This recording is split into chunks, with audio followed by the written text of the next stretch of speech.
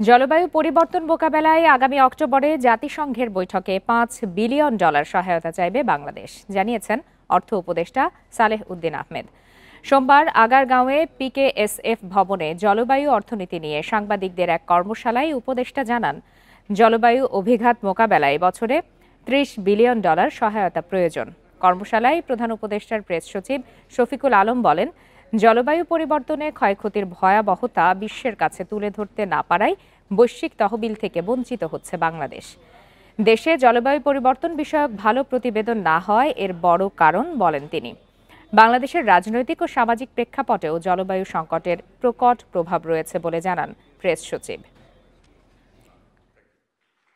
Climate চেঞ্জে আমরা এতটা ভয়ঙ্কর রকমের সাফার করছি, কিন্তু সেই স্টোরিটা সামহাও এটা আমাদের একদম নিজস্ব পেজগুলোর তলানিতে থাকে। $30 বিলিয়ন আমাদের $1-1.5 বিলিয়ন IMF থেকে আনতে আমাদের যান বেড়ে যায়। 1 মাস 2 মাস কথাবার্তা বলতে হয়, মানে আমরা এবার $5 বিলিয়ন নেগোসিয়েশন করে